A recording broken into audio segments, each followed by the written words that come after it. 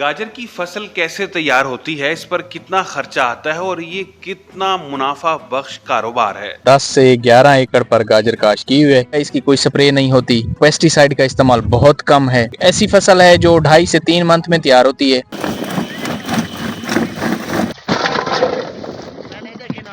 गाजर की फसल कितने अरसे में तैयार होती है, इसकी औसत खर्चा कितना इस पे आता है और ये इससे पैदावार कितनी निकलती है और रवायती तरीके से इसको धोने का क्या प्रोसेस होता है। शायद भाई आपने कितने एकड़ पर जो है गाजर लगाई हुई है? हमने इधर तकरीबन 10 से 11 एकड़ पर गाजर काश्त की हुई है, जिसमें से 3 एकड़ हम बेच चुके हैं मंडी में।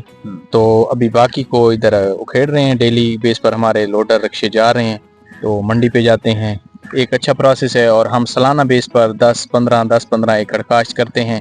अगर ये भी कम पड़ रही हो और आगे इसकी सप्लाई की डिमांड हो तो फिर हम दूसरे जो हमारे जट बरादरी होते हैं, जो काश्तकार होते हैं, उनसे भी खरीदते हैं और फिर उनको भी मजदूर लगाकर वहां से लेकर मंडी तक जाते हैं।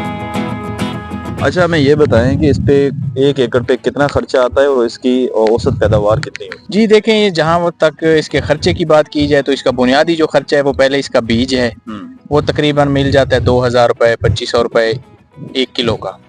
इसके बाद जो इसका सबसे मेन खर्चा है कि इसका जो इसके अंदर जो जड़ी बूटी पैदा होती है ना, उसको स्प्रे से नहीं तलफ किया जाता, उसको रवायती तरीके से औरतें अपने हाथों से निकालती हैं। तो उनके लिए 1 एकड़ में 5-5, 6-6 औरतें दिहाड़ी पर एक दिन के लिए हायर की जाती हैं। उनके वो फिर कुछ दिन 4-5 दिन वो 1 एकड़ को निकालती हैं।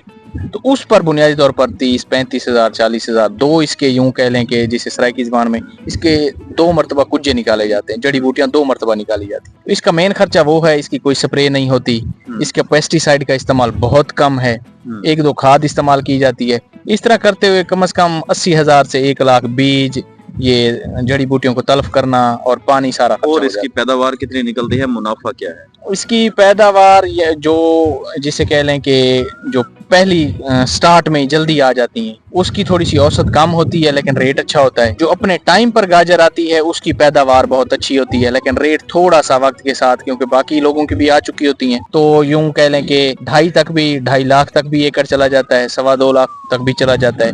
तो ये एक ऐसी फसल है जो 2.5 से 3 मंथ में तैयार होती है और इस थोड़े से अरसे में अच्छा मुनाफा दे जाती है।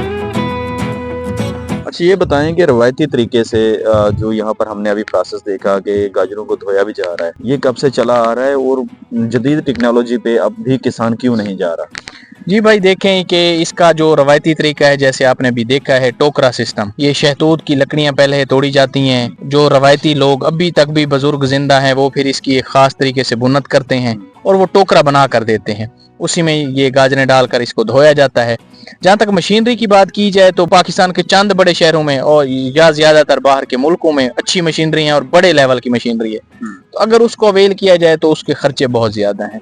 लेकिन पाकिस्तान में जो मसाइल हैं किसानों के, जो आलू का भी रेट्स बने हुए हैं, पिछले दिनों जो गोभी के मामलात थे, ये इस सूरत हाल को देखते हुए अभी पाकिस्तान का जो किसान है वो अफोर्ड नहीं कर सकता। इस किसानों के नाम आखिर पर क्या पैगाम देना चाहेंगे? जी, जो इधर खास तौर पर जो मंडी के करीब के किसान हैं, जो जिनकी रकबे रेतले रकबे हैं, उनको इस फसल को जरूर काश्त करना चाहिए। ये एक अच्छी फसल है जिसमें चंद लोगों की, जिस तरह अभी हमने 3-4 मजदूर हायर किए हुए हैं, ये कम से कम 3 मंथ ये हमारे साथ चलेंगे।